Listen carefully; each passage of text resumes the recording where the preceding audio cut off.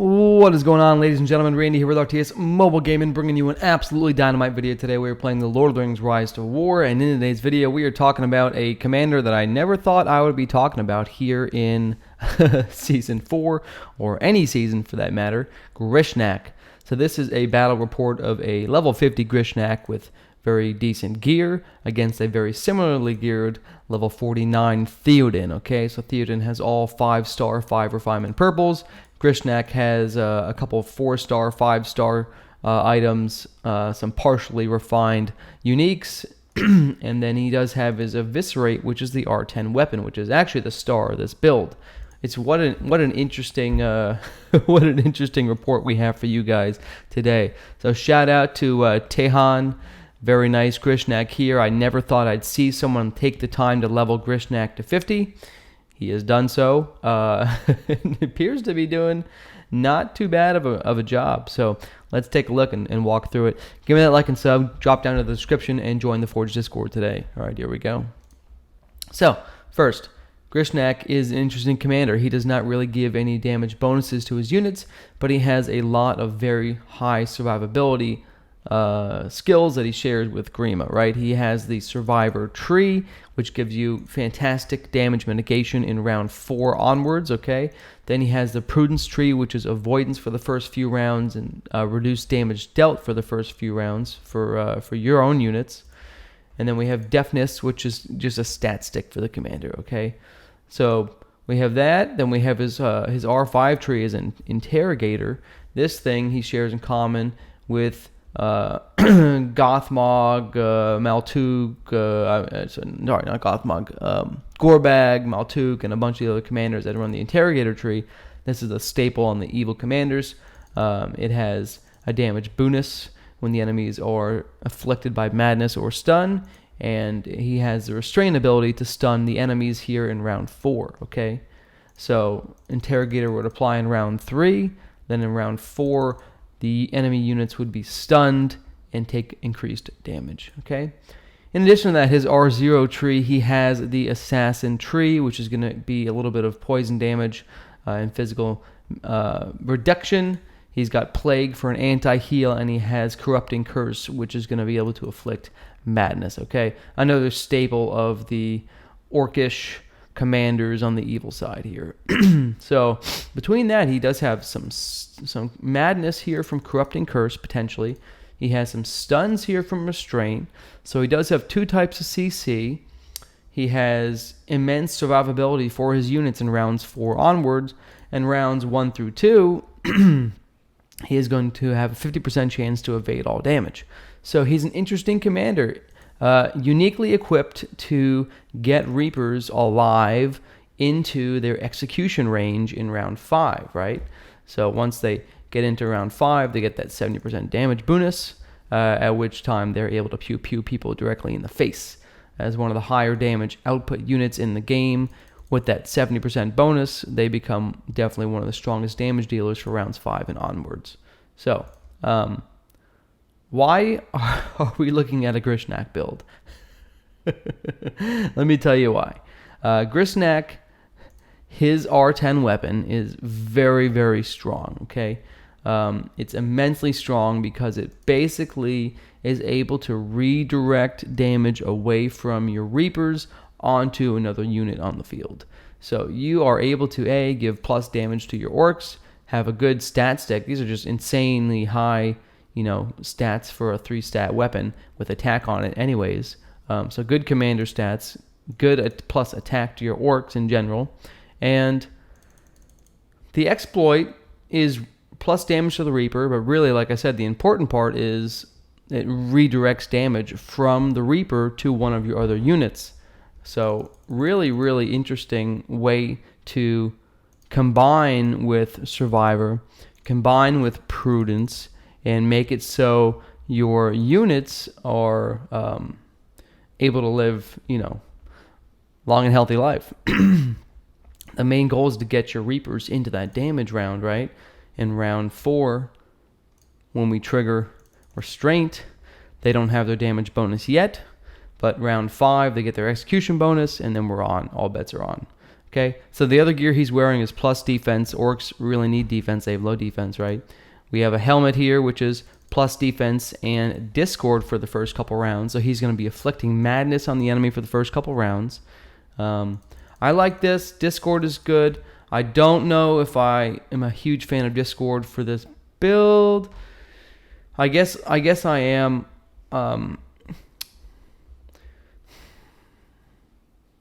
just trying to think. I would almost run, I would probably run the stun immunity, to be honest. Because the last thing you want is rounds 5 and 6, your Reaper's getting stunned, and you get no damage out. So I would probably, my only improvement on this build would be to run the stun immunity helm if you have it.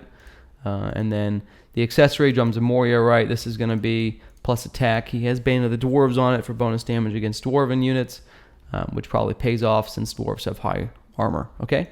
So, he is fighting against a Theoden. I'm not going to go into too much detail on the Theoden. You can see the Theoden has a pretty solid build. He's got his R5, Chaotic Retreat, Vows. He's got his heal. The only thing I don't like is he doesn't have points in mounted combat.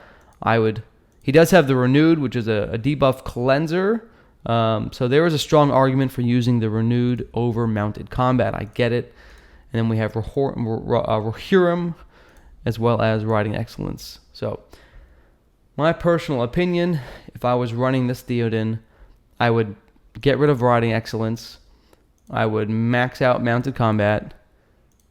Then I'd go put another point in Renewed. That's what I do, another 2 points in Renewed. Okay? That's how I would make this a slightly improvement. Gear-wise, standard gear, right? Nothing crazy here. Chest piece could be improved. You don't really need Commander 18 speed is going to do nothing for you. Just put some defense on. All right, let's be honest. You don't need that one extra percentage point on Rohirrim. Okay, you can put on some defense. Hithlane, yeah, pretty standard. All right. Into the report itself, guys. What an interesting day we have today. The Reapers with 168,000 HP. This is a draw, by the way. So this damage is over 10 rounds. What is even happening? So this is the problem with Grishnak, right? He doesn't actually give any damage bonuses to his units in any way. He gives survivability to his units, which is why no one's ever really taken the time to level him up to 50 yet. Because he's never going to just flat out win a fight. It's never going to happen. Unless somehow your madness is just so amazing that all the enemy units kill themselves in the first 2 rounds, fine. But he doesn't give any damage bonuses to his units at all. So he's very gear reliant. If you don't have good gear for Grishnak, don't even level him past the resource tree. Okay, just level him up for resources and tips and marching as a pather.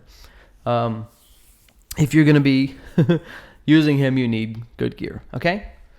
Like, he's got plus 27 defense from his equipment. Fantastic. He's got plus 5 attack from his equipment. Fantastic. Those are the only bonuses these guys are getting. Okay, until round 5 or round 4, we get the survivor bonus. We don't get any other bonuses. You don't get any other bonuses for your units on Grishnak. So, what he did do is significantly reduce the damage output of the enemy units through all of his defensive capabilities. So the enemy units, right, plus 3 attack on the gear, 15 from the equipment. I mean, you're at almost with Rohirrim, 80-90% damage increase for the units. So Theoden really gives huge damage bonuses to his units, which is good to see how this played out. So we should see most of the damage redirected from the Reapers onto the Orcish Raiders. Here's round 1. We have Madness on the Cavaliers and Cataphracts. The Marshals punching the Raiders for a lot of damage. 20,000 damage. That's insane, guys. They dodged mounted combat, which is good. Only with only 1 point, probably only be about 3,000 or 4,000 damage. The Raiders are hitting the Marshals. We got the Dragoons coming in. The Dragoons dodge the Cavaliers' attack. So Prudence is pretty strong. 50% avoidance. It's not quite as strong as Kingly Kin from Yogala, but it's still pretty good. Raiders dodging Cataphracts attack there. The Reapers aren't hitting very hard. They have reduced damage right now. They're not going to deal any damage until rounds 4 when all the buffs line up, and round 5 when they get their own execution buff, right? Oh my god, the Raiders are just getting absolutely shredded. They are getting shredded by these Marshals. The Marshals are afflicted by madness, and the Raiders have prudence, and they're still getting slapped. Okay. Here we go in round 3, guys. We're applying the interrogator buffs to all of these units. Anti-heal, which is going to be very strong. We have madness on the Marshals. Again, the Marshals prevail through madness. The Dragoons are down. Okay. That's all right. The Raiders are here. The Raiders have now lost their avoidance ability from prudence here in round 3. Okay. The Reapers, protected by the Raiders, avoid attack. Look at that. That is so nice. The Reapers hitting for 93-20 because the Cavaliers are afflicted by madness, and they are afflicted by Interrogator. Here in round 4, we get our survival bonus. Okay. Very nice. Corrupting Curse to the Marshals. The Marshals are stunned. They're going to take bonus damage if they get attacked. Will the Marshals be attacked? The Cataphracts, of course, are the ones that are attacked. The Raiders. The Reapers attack the Cavaliers. Are the Cavaliers stunned? I don't know. Let's find out. The Cavaliers are not stunned. They're also not maddened. Okay. Here in round 5, the Reapers get their full damage bonus. Ladies and gentlemen, we should see some good damage coming out now. Good damage coming out now. The Raiders are almost down. They're almost dead here in round 5. Okay. The Reapers still directing more damage back to the Raiders. Here is the Reapers finally damage taken off, hitting for 23k in round 5. Round 6, we should see some crowd control line up again. Let's see if that plays out right. We've got Interrogator here. If anybody gets madness or stunned, we will see if the Cavaliers get afflicted by madness, for example, we will see that damage bonus. They are afflicted by madness, ladies and gentlemen, so if the Reapers hit the Cavaliers, we should see a big damage nuke. There it is! Oh my goodness, ladies and gentlemen, there's the Interrogator buff lining up on the Reapers here in round 6. The stars have aligned. 55,805 damage from the Reapers with their execution bonus, as well as the damage bonus from Interrogator. Look at that, folks. How nice is that, huh? What an interesting build. What an interesting build. So that is a Theoden, okay? And no matter how you look at this, we're looking at 1,000 tier 4s dead. We're looking at cavalry dead versus cheap infantry, right? We have cheap infantry here in the Reapers. We have cheap cavalry here in the Raiders against expensive cavalry and tier 4 units from a geared out level 49 Theoden.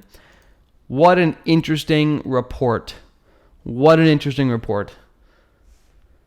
I will probably never see another Grishnak hit level 50 again, so soak this in, ladies and gentlemen. Again, shout out to Tejon for this unique report that's never been probably viewed in the history of the universe.